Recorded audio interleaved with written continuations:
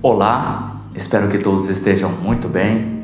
Bem-vindo ao canal Princípio ArgBR. Eu sou Samuel Cunha e nós vamos dar continuidade a um estudo detalhado do Evangelho de Jesus Cristo segundo Mateus. Uma das maiores questões dos cristãos é como conciliar um pai todo-poderoso e o sofrimento dos seus filhos. José foi preso e vendido, humilhado, caluniado injustamente. Jó ficou pobre, doente e perdeu os seus 10 filhos no mesmo dia. Davi foi perseguido por 15 anos por Saul. Elias teve um claro quadro de depressão e pediu a morte ao próprio Deus. E Eliseu, mesmo curando muitos doentes e enfermos, morreu doente. O sofrimento é inesperado e ele vem para testar a nossa fé. Quero ler com você Mateus, capítulo 11, do versículo 1 ao 19, a questão de João Batista. Acompanhe na sua Bíblia. E aconteceu que, acabando Jesus de dar instruções aos seus 12 discípulos, partiu dali a ensinar e a pregar nas cidades deles. E João, ouvindo no cárcere falar dos feitos de Cristo, enviou 2 dos seus discípulos a dizer-lhe: És tu aquele que havia de vir, ou esperamos outro? E Jesus, respondendo, disse-lhes: Ide e anunciai a João as coisas que ouves e vedes. Os cegos veem e os coxos andam, os leprosos são limpos e os surdos ouvem, os mortos são ressuscitados e aos pobres é anunciado o Evangelho. E bem-aventurado é aquele que não se escandalizar em mim. E, partindo eles, começou Jesus a dizer àquelas turbas a respeito de João: Que fostes ver no deserto? Uma cana agitada pelo vento? Sim, que foste ver? Um homem ricamente vestido? Os que trajam ricamente estão nas casas dos reis. Mas então que fostes ver? Um profeta? Sim, vos digo eu, é muito mais que um profeta, porque este é quem está escrito: Eis que diante da tua face envio o meu anjo, que preparará diante de ti o teu caminho. Em verdade vos digo que, entre os que de mulher têm nascido, não apareceu alguém maior do que João o Batista, mas aquele que é menor no reino dos céus é maior do que ele. E desde os dias de João o Batista até agora se faz violência ao reino dos céus, e pela força se apoderam dele. Porque todos os profetas e a lei profetizaram até João. E, se quereis dar crédito, é este o Elias que havia de vir. Quem tem ouvidos para ouvir, ouça. Mas a quem assemelharei esta geração? É semelhante aos meninos que se assentam nas praças e clamam aos seus companheiros, e dizem: Tocamo-vos flauta, e não dançaste, cantamo-vos lamentações, e não choraste. Porquanto veio João, não comendo nem bebendo, e dizem: Tem demônio. Veio o Filho do Homem, comendo e bebendo, e dizem: Eis aí um homem comilão e beberrão, amigo dos publicanos e pecadores. Mas a sabedoria é justificada por seus filhos. Para começar, vamos comentar do versículo 1 ao 6 desse capítulo 11. No primeiro versículo, nós temos esse padrão de encerramento de um discurso. Nós sabemos que nós temos 5 discursos principais no Evangelho de Mateus. E aqui esse primeiro versículo é um indicador, é um texto-chave que nós temos para encontrar esse padrão de discurso do Senhor Jesus, tá? O melhor seria que esse versículo estivesse no final do capítulo 10 e não no início do capítulo 11, para a divisão ficar melhor. Jesus acabou de enviar os seus discípulos, os seus apóstolos, em uma missão às ovelhas perdidas de Israel. Mandou eles indo em cidades. E agora nós vemos nesse versículo 1 a informação de que o próprio Jesus está indo nas cidades onde eles foram. Ou seja, vão vocês na frente, que eu vou indo atrás, confirmando a mensagem de vocês. Aqui nós vemos ensinando e pregando. Então o próprio Jesus foi atrás dos seus discípulos nessa missão, na cidade deles, como nós vemos aqui essa expressão, ok? Vamos continuar agora aqui vendo cada ponto. João Batista está na prisão e envia 2 de seus discípulos para perguntar se Jesus realmente é o verdadeiro Messias. Então o que eles queriam, a pergunta dos 2 discípulos de João Batista é exatamente essa: você é realmente o verdadeiro Messias? João Batista tinha essa dúvida, tá? João pregou uma mensagem de julgamento. Por quê? Por que João estava fazendo esta pergunta? Porque ele tinha pregado uma mensagem de julgamento e ele esperava por isso. Vamos tentar relembrar aqui 2 mensagens de João Batista. O machado está sobre as raízes das árvores. Nós vemos lá no início do Evangelho de Mateus. Lançaria a palha no fogo que nunca se apagará. Essas 2 foram mensagens de João. Então ele tinha pregado que viria uma mensagem de julgamento.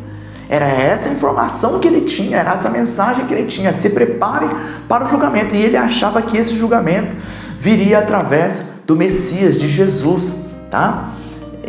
Essa pode ser uma muito provável causa dessa dúvida, dessa questão de João Batista, já, tá?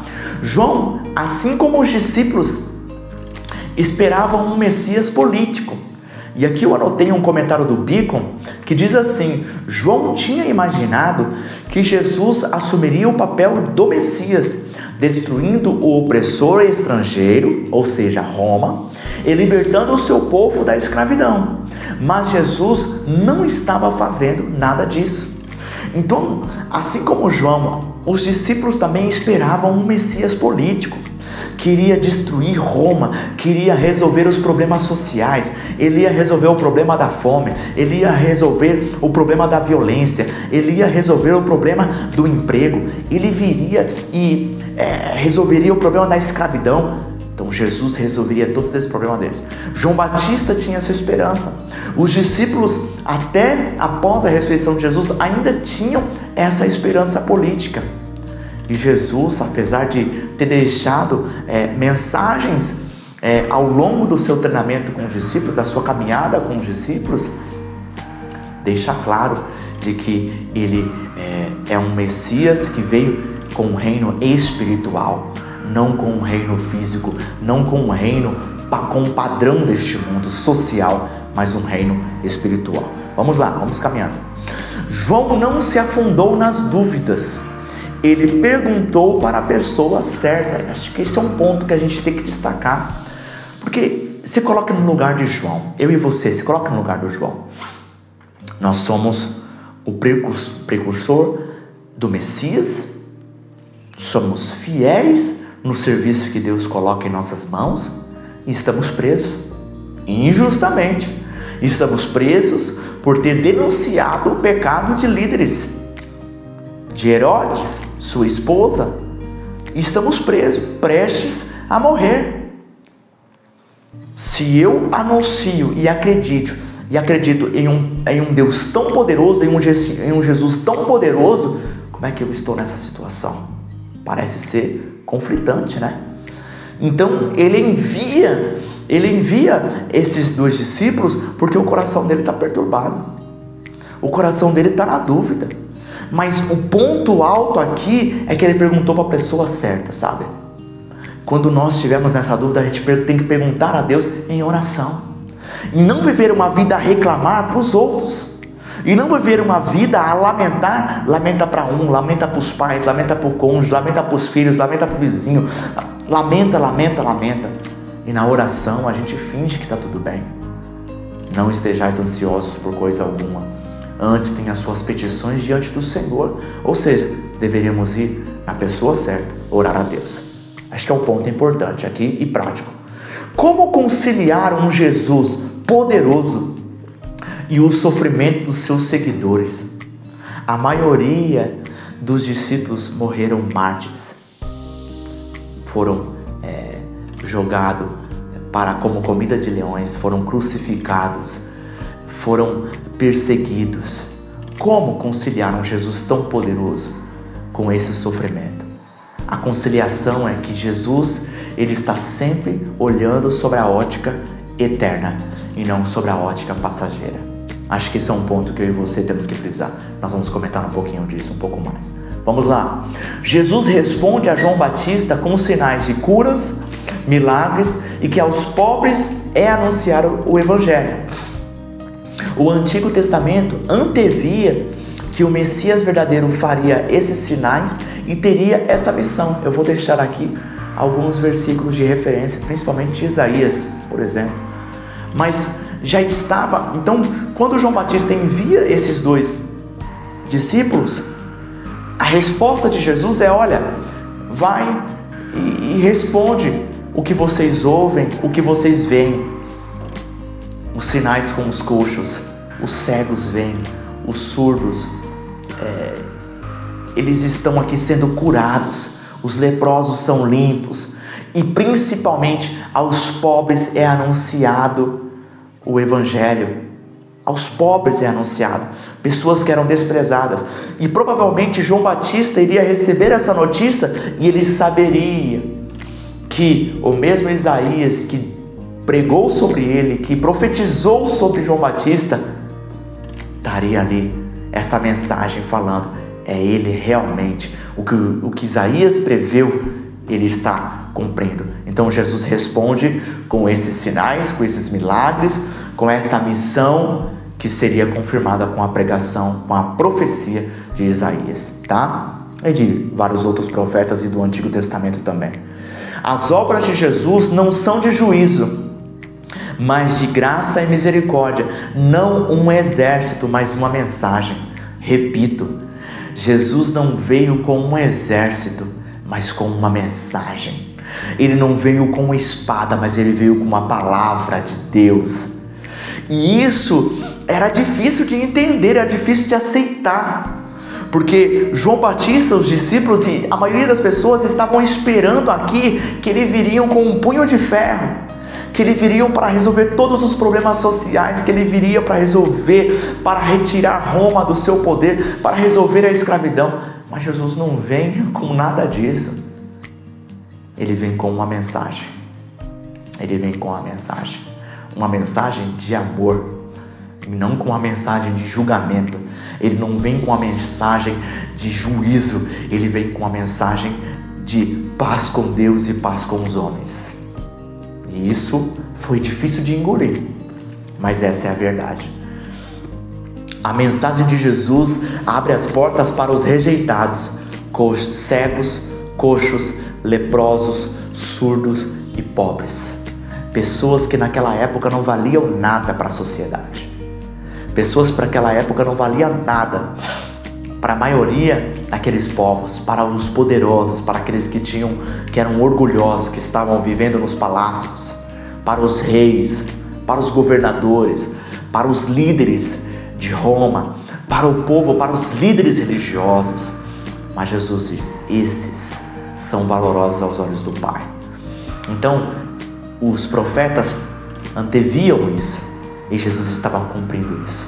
E eu acredito que essa é uma mensagem para mim e para você, porque muitas das vezes a nossa mente, o mundo e até mesmo Satanás coloca em nossa mente que nós não temos valor, coloca em nossa mente que nós somos feios, coloca em nossa mente que somos pecadores, que estamos condenáveis, coloca a culpa, coloca um peso sobre nós, coloca um peso sobre o nosso pouco conhecimento, um peso sobre o nosso pouco dinheiro, pela nossa pobreza, ou pelas nossas roupas, ou pelo nosso corpo, ou pela nossa aparência, ou pela nossa vida, ou pela nossa religião. Você tem um valor para o seu Pai. O seu Pai te ama. Você tem um alto valor. Se fosse necessário Jesus morrer só por você, Ele viria e daria a sua vida por você. Tá bom? Então não deixe o mundo, nem a sua mente, e muito menos Satanás, te acusar de pouco valor, porque você tem um grande valor para Deus. Vamos lá. Jesus prioriza o que é permanente, não o temporário. E aqui eu deixo uma citação do Hernandes Dias Lopes, que diz assim: o problema do homem não é o tipo de morte que enfrenta, mas o tipo de ressurreição que o aguarda. Que forte! Então, pouco importa se João Batista vai ter a sua cabeça, se ele será decapitado, se ele será cortada a sua cabeça, se está preso, mas que tipo de ressurreição ele terá lá no céu. Estevão, quando foi apedrejado, ele disse: olhei para o céu e ouvi Jesus se levantando do seu trono. Que honra é essa? Talvez ali ele estava sendo envergonhado, o ser humano estava apedrejando ele, mas na vida após a morte ele vai ter honras mais do que suficiente, tá? Então, o mais importante não é o tipo de morte que você tem. Você não deveria estar preocupado com o tipo de morte, nem quando vai morrer, mas você deveria estar preocupado com o tipo de ressurreição que você vai ter. Esse é a maior questão que nós temos da vida. Jesus conclui esse trecho enviando uma instrução para João Batista: bem-aventurado é aquele que não se escandalizar em mim, o versículo 6. A palavra escandalizar significa tropeço ou armadilha, tá? Então Jesus estava dizendo, olha, foi quase uma repreensão aqui. Foi um conforto misturado com uma repreensão da dúvida de João Batista. Jesus está dizendo, feliz de verdade mesmo é aquele que não se escandaliza em mim. Ou seja, João Batista, continue cumprindo a sua função, o seu chamado, porque eu vou continuar cumprindo o meu chamado conforme a vontade do Pai. Então, o sofrimento não é um motivo para que ele pudesse ali estar se lamentando ou estando ali na dúvida da fé, segundo todas as confirmações que Deus já tinha dado ao coração de João Batista. Portanto, feliz é aquele que não encontra em Cristo motivo de tropeço. O sofrimento não é motivo para duvidarmos do poder de Deus. Vamos comentar agora do versículo 7 ao 15.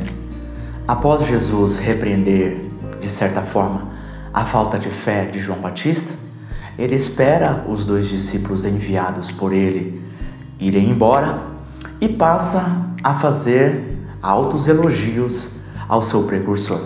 Vamos ver detalhes deste trecho da palavra de Deus.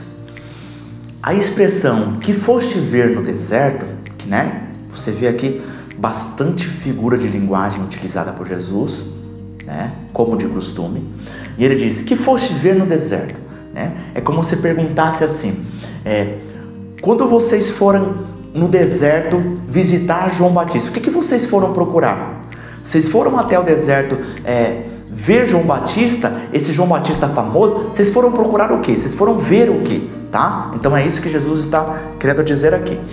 Aí ele continua. A expressão, uma cana agitada pelo vento, o Beacon diz, é como se fosse uma pessoa covarde e vacilante. Vocês foram no deserto procurar uma pessoa covarde e vacilante? E é óbvio que isso aqui era um contraste. Por quê? Porque todo mundo que estava ouvindo Jesus sabia que João Batista estava preso por causa da coragem que ele teve em confrontar o pecado de Herodes e a sua esposa, adúltera, tá certo? Então, vocês foram no deserto procurar uma pessoa covarde e vacilante? Não, a resposta é óbvia que não, tá? E depois ele continua, uma pessoa, uma figura ricamente vestida, vocês foram ver uma pessoa ricamente vestida? É um contraste, obviamente, que não é uma pessoa ricamente vestida, porque todos sabiam que ele se vestia de pelos de camelo e um cinto de couro. Então Jesus está falando, vocês foram, olha como ele se veste, olha como foi a atitude dele. Ele é uma pessoa covarde? É uma pessoa que se vacila? Não. Todo mundo sabia dessa resposta. Os profetas previam, mas João disse, eis o Cordeiro de Deus. Por ele ser o precursor de Cristo, estando mais próximo, ele é o maior.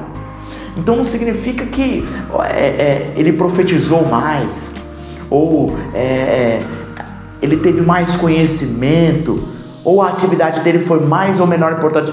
por ele estar, nesse sentido, por ele estar mais próximo de Cristo, ele é o maior. Deu para entender? Tá? Se você for ver no quesito milagres, né? Como eu posso comparar? Deus utilizou quem mais para fazer milagres? João Batista ou Moisés? Né? João Batista ou Elias? Entende? É óbvio que no quesito milagres, no quesito poder, Moisés, Elias é muito superior a João Batista. O próprio Jesus disse: João Batista não fez um sinal, e tudo que ele disse é verdade. Tá certo? Então, em que sentido maior João Batista ele é? No sentido de que ele a função que ele tem. A função que ele tem é preparar o caminho do próprio Messias. Então isso não é pouca coisa.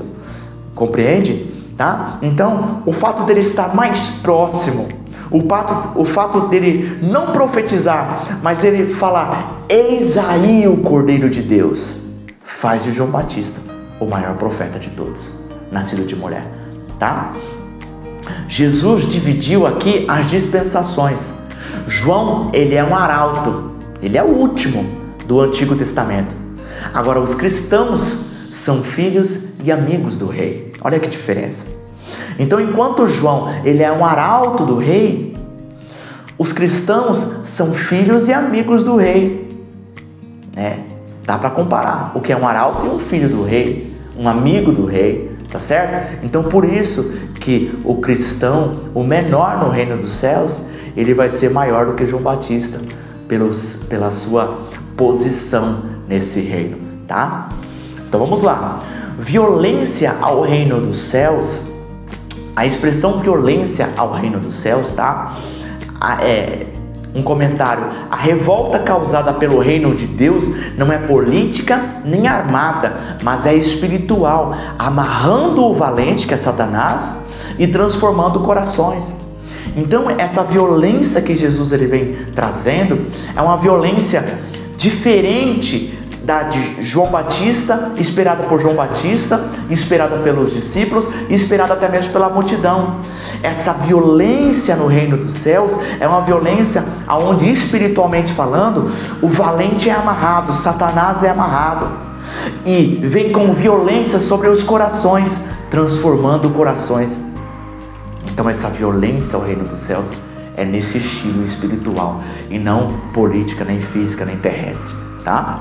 Vamos lá, vamos comentando para a gente poder compreender o texto. É necessário que você leia, estude e acompanhe os comentários para que possa compreender melhor a palavra de Deus, tá bom? É necessário esforço para participar desse reino. Ou seja, o que Jesus está querendo dizer aqui? As pessoas vão entrar neste reino, não vai ser de qualquer jeito. Vai ser por esforço, é necessário renúncia. Para entrar nesse reino é necessário sacrifício, é necessário abdicar dos seus desejos, é necessário dizer não aos seus desejos, porque a nossa carne, ela quer prostituição, a nossa carne quer riquezas, a nossa carne quer se deleitar aos prazeres deste mundo. Então nós precisamos dizer não. Esses desejos não vão, como um passe de mágica, como um estalar de dedos, desaparecerem. Vai haver um conflito aqui interno. E aqui é violência, é necessário sacrifício, é necessário renúncia a esses desejos. Então imagine, vou dar um exemplo prático. Imagine um jovem de 16 anos que está na escola, aonde poucos são cristãos, que obedecem à palavra de Deus, e a grande maioria está envolvido com droga, a grande maioria está envolvido com sexo ilícito, a grande maioria está envolvido com pornografia, a grande maioria está envolvido com palavrões, a grande maioria está envolvido com bullying. E esse jovem está lá, nesse ambiente. Como que está dentro dele? Com muito desejo de se envolver a tudo aquilo, mas por amor a Deus, pela capacitação do Espírito Santo, existe aí essa certa violência, essa renúncia, esse esforço. É disso que Jesus está falando, tá bom? Vamos andar aqui para a gente poder entender mais isso. Daqui a pouco a gente aplica, tá? Porque todos os profetas e a lei profetizaram até João. Esse é o versículo 13. O que antes era uma promessa, agora é realidade. O reino de Deus chegou. Glória a Deus. Então, Jesus está dividindo essa dispensação. O que antes era apenas uma promessa, o que no Antigo Testamento era apenas uma promessa, aqui nós vemos o cumprimento disso, tá? Porque todos os profetas e a lei profetizaram até João. Encerrou, não é mais profecia, agora é cumprimento. O reino de Deus está entre vós. A expressão "é este o Elias que havia de vir" é uma referência à profecia que está em Malaquias 4:5, onde diz exatamente assim na tradução ACF: eis que vos enviarei o profeta Elias. Então Jesus está dizendo: olha, vocês conhecem o Antigo Testamento e sabem que em Malaquias está escrito: eis que Elias eis que vos enviarei o profeta Elias. Exatamente assim, tá? Eis que vos enviarei o profeta Elias. Então vocês sabem que lá em Malaquias está, no pergaminho de Malaquias, está dizendo que Deus enviaria o profeta Elias. Então alguém com características semelhantes ao profeta Elias, ele vai comer gafanhotos, ele vai ser um homem do deserto, ele vai se vestir com pelos, com um cinto de couro, ele vai ser um homem bruto, um homem corajoso, um homem que não vacila, um homem resistente, que encara o pecado, tá certo? Aquela mesma característica que Elias tinha de confrontar o pecado, a idolatria, os profetas de Baal, João Batista também teve, de encarar com coragem, sem vacilar, Herodes, sem temer. Essa é a verdade? Então eu vou falar, doa a quem doer. E essa é Jesus elogiou ele por essa coragem. Jesus elogiou ele. Você vê? Ele repreendeu, primeiro, repreendeu e consolou, podemos dizer assim, repreendeu / consolou a falta de fé de João Batista, mas agora está dando os mais altos elogios para este precursor. Que bonito ver Jesus falando isso. Que honra este homem teve de receber essas palavras do próprio Messias, do nosso Senhor Jesus, aquele que conhece todos os corações e intenções, tá? Então, João negou que ele fosse o Elias renascido. Isso está em João 1:21.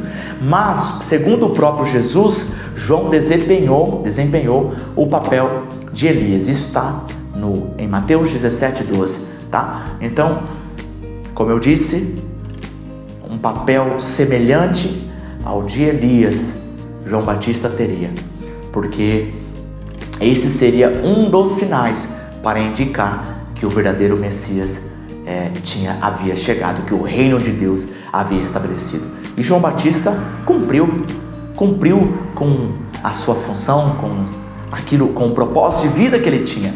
Morreu rápido, teve uma morte trágica, mas cumpriu o seu chamado.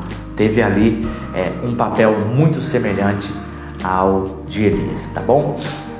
Jesus conclui esse trecho com uma expressão bíblica comum: quem tem ouvidos para ouvir, ouça. Isso é ao mesmo tempo um convite e uma advertência. Então, quem tem ouvidos para ouvir, ouça. Ou seja, eu te convido para ouvir. E em contrapartida, paralelo a isso também, olha, ouça com atenção. Vocês estão vendo, a palavra de Deus está sendo pregada. Então, para a multidão e para nós também hoje, quem tem ouvidos, ouça. É um convite, mas também uma advertência, tá? Muito bom. Portanto, à semelhança de João Batista, precisamos fazer violência ao reino dos céus. Isso é, entrar nele com esforço, entusiasmo, sacrifício e renúncia. A carne, o mundo e Satanás são inimigos cruéis. Nós precisamos vencê-los todos os dias, até o fim. Vamos comentar agora do versículo 16 até o 19. Jesus aproveita o discurso que estava fazendo a respeito de João Batista e começa a analisar a resposta daquela geração para os pregadores enviados por Deus. E ele começa a comparar a pregação de João Batista e a pregação do próprio Jesus.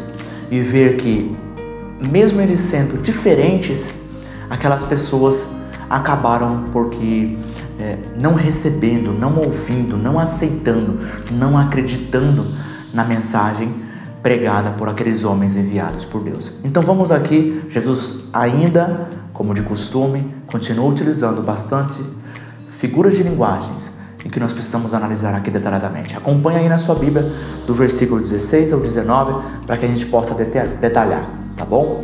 A gente está tentando seguir a ordem.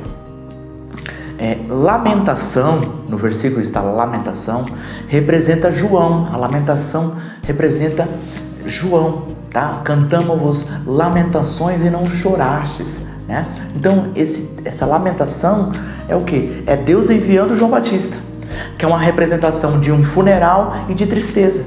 Então a mensagem de João Batista, querendo ou não, era uma mensagem de confronto, era uma mensagem forte, era uma mensagem de olha, não sou seu amigo, sabe? Então era uma mensagem de funeral, de tristeza. Então cantamos-vos lamentação e não choraste, ou seja, o que normalmente é feito em um funeral? O que é apropriado para se fazer em um funeral? Chorar, né? Em uma canção triste, você chora, mas cantamos-vos lamentação e não choraste. Ou seja, Deus enviou João Batista e vocês não responderam de acordo. Tocamos-vos flauta e não dançaste. Ou seja, flauta representa Jesus, que é uma figura de casamento e de alegria. Então, Jesus está comparando assim: veio João Batista e vocês não ouviram. Veio Jesus e vocês acusam eles, né? Acusa ele de ser comilão, de ser beberrão. Então vamos andar aqui para a gente poder entender isso. O maior profeta nascido de uma mulher e até mesmo o próprio Messias não vencem a incredulidade de corações duros. Então, aquelas pessoas, meus irmãos, olha isso, que ponto forte essa mensagem, o que Jesus está dizendo aqui. Eles tiveram os maiores dos pregadores. Jesus acabou de dizer que não houve profeta maior do que João Batista. O próprio Deus encarnado veio para eles e eles não ouviram a mensagem. Eles não creram. Olha que mensagem de consolo para líderes, para pregadores, que muitas das vezes, olha, eu particularmente, muitas das vezes já me senti assim, orando a Deus e lamentando, falando: Deus, as pessoas não querem ouvir, as pessoas não querem ouvir essa mensagem, as pessoas não querem se arrepender e crer. Se João Batista e o próprio Jesus pregou e pessoas não aceitaram, quem sou eu? Quem é você que prega e às vezes as pessoas rejeitam, né? Então aqui é uma mensagem de consolo para nós pregadores, para nós líderes, para nós pastores, que muitas das vezes quando vamos pregar a verdade bíblica, as pessoas rejeitam. Está aqui um consolo para mim e para você. Também rejeitaram Jesus, também rejeitaram João Batista, tá? Então Jesus está fazendo essa figura de linguagem, tá? Essa comparação. Spurgeon fez um comentário interessante que eu quero ler para você. Preste atenção. Assim ele faz uma aplicação desta mensagem de Jesus. Assim é atualmente. Um pregador fala com dicção elegante? Ele é muito florido. O outro utiliza a linguagem clara? Olha, ele é muito vulgar. O pregador é instrutivo, que é o meu estilo? Ele é maçante, o meu estilo de mensagem é maçante. É maçante, esse pregador é maçante. E o pregador, ele é fervoroso, aquele que é pentecostal. Esse camarada é muito entusiasmado. Então, para todos os tipos de pregador, vai ter rejeições e vai ter crítica. Olha, Spurgeon foi muito preciso aqui no comentário dele. Ele pegou a mensagem de Jesus e aplicou para os nossos dias. Então, para todos os tipos de pregadores, vai ter pessoas que aceitam. E vai ter também muitas pessoas que rejeitam e que menosprezam e que criticam. Tá certo? Então, tá aqui esse comentário do Spurgeon que nos deixou. Muito bom comentário. Vamos andar aqui. Jesus foi acusado de comilão, mas passou fome. A Bíblia diz que ele passou fome. Teve momentos que ele não tinha o que comer. Ele foi acusado de beberrão, mas passou sede. Leia, por exemplo, João 4, que você vai ver isso. Então, o que essas pessoas estão dizendo é uma crítica aparente. Essas pessoas não conheciam Jesus. Comilão, mas ele passou fome. Estava acusando ele de beberrão, mas ele passou sede. Tá? Então, não pense aqui que Jesus ele cometia o pecado da gula, né? Ou ele era um bêbado. Não é isso, isso são acusações falsas. Vamos continuar. Essa não é uma informação bíblica de que Jesus bebeu vinho, mas acusações falsas. Então, esse versículo bíblico não pode utilizar para dizer que Jesus ele tinha o hábito de beber vinho, de que Jesus, sei lá, vivia aos cantos bêbado. Não. Eles apenas estavam olhando Jesus e pelas pessoas com que ele convivia estavam dizendo: aquele camarada é um comilão, aquele camarada é um beberrão, ele vive lá com os publicanos, pecadores, né? Ah lá, ele tá lá, ele é pecador porque ele vive nos meios dos pecadores. O único homem, o único ser humano que pisou no planeta Terra, que foi perfeito, viveu entre os pecadores, mas não teve pecado nenhum, tá? Nós vamos comentar isso daqui a pouco. Então, essas foram acusações falsas, tá? Não utilize esse texto para dizer que Jesus era um bêbado ou que ele tinha o hábito de beber vinho, porque ele estaria contradizendo muitos conselhos da palavra de Deus no Antigo Testamento, tá? Na própria palavra de Deus dizendo isso. Então Jesus não bebeu vinho, tá? Vamos lá. Apesar da Bíblia não condenar o consumo de álcool, mas sim a embriaguez, o álcool é uma armadilha pronta para te viciar, porta de entrada para as outras drogas, fonte de destruição e fonte de morte. Meus irmãos, não tem benefício em você consumir álcool. Não faça isso. A Bíblia não condena o consumo de álcool. Se você for estudar de Gênesis e Apocalipse, ela não condena o consumo de álcool. Mas a embriaguez está clara. E hoje, não sei, eu acho que uma cerveja, não pesquisei, mas eu acho que um gole de cerveja ou uma lata de cerveja, você já não pode dirigir. Será que se você não pode dirigir, você tomando uma cerveja, você estará pronto para realizar a atividade, aquilo que Deus te chamou em um caso de urgência, né? Então é algo para eu e você pensarmos. Não tem benefício em consumir álcool. Eu não aconselho você a fazer isso, tá? Vamos lá. A expressão, eu vou deixar aqui Provérbios 23, do 29 ao 35, para você ler esse texto que, inspirado pelo Espírito Santo, Salomão deixou escrito para nós, tá? Que fala uma poesia ali, bastante poético, uma poesia a respeito dos efeitos do álcool e do vinho, tá? A expressão, a sabedoria é justificada por seus filhos. Essa palavra é uma expressão difícil de interpretar, mas nós vamos tentar dar aqui uma interpretação, tá? Filhos pode ser frutos ou resultados. A NTLH traduziu como resultados essa expressão filhos, tá? Em outras palavras, para saber se a sabedoria é verdadeira ou falsa, analise suas obras e resultados. Então é como se ele dissesse assim: a sabedoria é justificada por seus filhos. Então, para saber se a sabedoria ela é verdadeira ou falsa, veja os resultados, as obras, as consequências da sabedoria. De modo prático, coloquei aqui: analise a vida e o ensino de uma pessoa, que você vai descobrir o seu caráter. Então, o nosso coração, ninguém consegue ler corações, ninguém consegue ler pensamentos, mas é um fato que a minha fisionomia, por exemplo, vai dizer se eu estou triste, se eu estou bravo, se eu estou triste, se eu estou cansado, né? De igual modo, a minha vida e aquilo que eu ensino vai ser uma excelente expressão do que está no meu coração. As minhas palavras, a boca fala, né? O que o coração está cheio. Então as minhas palavras, o que eu costumo dizer, vai ser uma boa expressão do que está dentro do meu coração. Então, a pessoa que eu sou mais transparente, o local, o ambiente, o lugar onde eu sou mais transparente é na minha casa.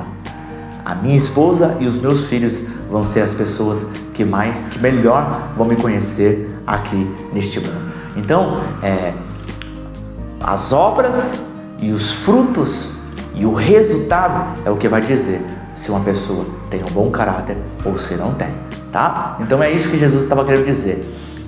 Então, um comentário a respeito disso: todos sabiam que João Batista era um homem de coragem e que confrontava o pecado. Então o assunto aqui ainda é João Batista e Jesus, né? Enviou 2 pregadores e as pessoas não estavam recebendo. Inclusive, por isso foi preso e morto. Então, por essa coragem, todos sabiam como era a vida de João Batista, como eram os seus ensinamentos, então sabiam o que estava dentro do coração dele. Por isso que ele está dizendo, a sabedoria é justificada por seus filhos. Veja a vida de João Batista, veja os ensinamentos de João Batista. Aí você vai poder julgar se a sabedoria dele era verdadeira ou se era falsa, tá entendendo? Então assim a gente conecta o contexto, tá? Quanto a Jesus, então, sobre João Batista, a coragem dele, ele estava preso e seria morto por causa desse confronto com o pecado. E a respeito de Jesus, nós temos também o texto que está em João 8,46, a parte A, que diz assim: quem dentre vós me convence de pecado? Então Jesus desafiou as pessoas: se eu tenho pecado, me mostre. Ou seja, João Batista e Jesus eram pessoas justas, pessoas honestas, pessoas que estavam cumprindo o propósito de Deus na vida deles de maneira com bastante intensidade, com bastante coragem, com bastante entusiasmo, tá? Já os religiosos foram denunciados por Jesus como orgulhosos, hipócritas e avarentos, tá? Então Jesus está fazendo aqui essa comparação. Então veio João Batista, eles não aceitaram. Veio João Batista com uma mensagem forte, uma mensagem de lamentação, eles não aceitaram. Veio Jesus com uma mensagem alegre, tocando flauta, eles também não aceitaram. Quando vier o Satanás com a sua mensagem mentirosa, eles vão aceitar, porque vão falar o que eles gostam de ouvir.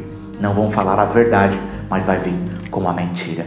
Por isso que hoje muitos falsos profetas, muitos pregadores enganam a maioria das pessoas. Por quê? Porque falam para elas o que elas querem ouvir, a mentira.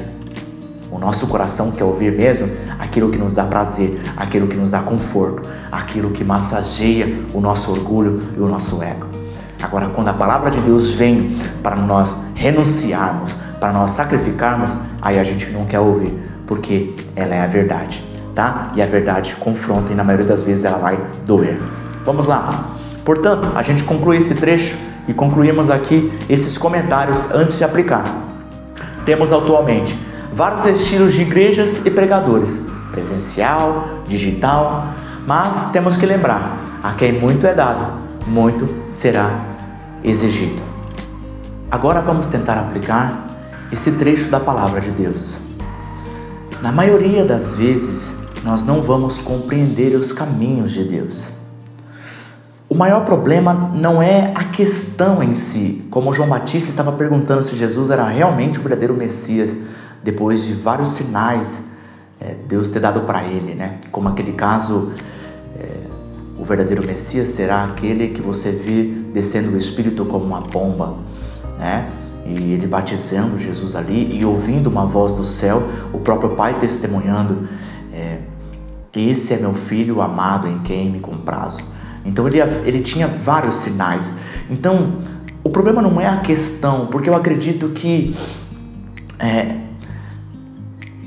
vários homens tiveram questões. Paulo teve questões.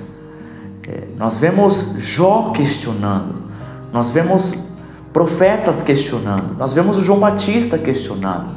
Então a questão não é o maior problema. O maior problema mesmo é a angústia que isso causa e colocar em xeque a palavra de Deus e pensar que a vontade de Deus não é boa para a nossa vida. Pensar que Deus está escondendo algo de mim, de você, e que Ele está agindo com maldade. Esse é o maior problema. tá? Então isso é natural, mas nós temos que tomar cuidado com a angústia que isso causa e colocar em xeque a palavra de Deus e pensar que a vontade de Deus ela não é boa e não está agindo com amor, tá? Talvez aqui nós teríamos um ponto a respeito disso, de João Batista questionar isso, tá? Para conciliar o poder de Deus e o sofrimento, se você está passando por alguma situação de sofrimento, e às vezes vem essa questão naturalmente na mente, e também às vezes pode ser usado como uma tentação de Satanás, como conciliar o poder de Deus com o sofrimento que eu e você passamos em alguns momentos da nossa vida, tá? E uma dica que nós extraímos aqui desse trecho da palavra de Deus é: pense no que é permanente, pense no que é eterno e não no que é passageiro, tá? Por exemplo, a palavra de Deus é permanente, as boas obras são permanentes, e o céu, você ir morar no céu, será algo para sempre. Então, João Batista, uma das dicas para João Batista é ele frisar na palavra. Jesus mostrou aqueles sinais que ele encontraria em Isaías a resposta, no profeta Isaías. Então volta para a palavra, volta para a palavra de Deus. No momento do sofrimento, volta para a palavra, porque os céus e a terra hão de passar, mas a minha palavra, ela permanece, ela será para sempre, tá certo? Então, foque, no momento de sofrimento, foque naquilo que é permanente. O sofrimento não é para sempre. Muitas das vezes a gente enfatiza o sofrimento, mas o sofrimento é passageiro. Mesmo que você morra nesse sofrimento, após a morte ele não vai continuar. Se você for um servo do Deus Altíssimo, se você crer no Senhor Jesus, no céu só vai ser alegria, tá certo? Então, foque na palavra. Em segundo lugar, as boas obras. Então, muitas das vezes, esse sofrimento está acontecendo na sua vida, como foi no caso de João Batista, mesmo você sendo fiel e obediente ao chamado que Deus colocou na sua vida. Então, João Batista estava sendo fiel e obediente ao propósito de vida dele que Deus tinha estipulado para ele, que ele tinha nascido para fazer aquilo, mas estava preso e estava prestes a ser morto, estava sendo injustiçado, certo? Então, lembra-se das boas obras. Eu ainda estou cumprindo aquilo que Deus me chamou para fazer? Então foque nisso. Se firme nisso. Se firme na palavra, se firme nas boas obras. Por quê? Porque as boas obras vão ser recompensadas. As boas obras vão ser recompensadas, meus amigos. Então, por que eu sei disso? Porque Deus falou. E eu posso mentir para você, mas Deus não mente. Ele não pode mentir. Então, palavra, boas obras. E em terceiro lugar aqui, são apenas exemplos, o céu, né? Então talvez nós estamos passando por esse momento agora, pense no céu. No céu não vai haver dor, no céu não vai haver lágrimas, porque Deus vai enxugar dos nossos olhos toda lágrima. No céu não vai haver morte, não vai haver luto, não vai haver tristeza. Ali nós vamos reconhecer, compreender e conhecer a verdadeira felicidade, que é estar do lado do nosso Pai, perto do nosso Senhor Jesus, tá? Desfrutando do Espírito Santo. Então, palavra, boas obras e céu são exemplos daquilo que você pode se firmar em momentos de sofrimento, tá? Vamos lá. A primeira vinda de Jesus é de graça, né? Não é de graça, gratuito, mas é pela graça, né? Ele veio com a mensagem de graça. Mas a segunda vinda dele será de julgamento. Então se prepare.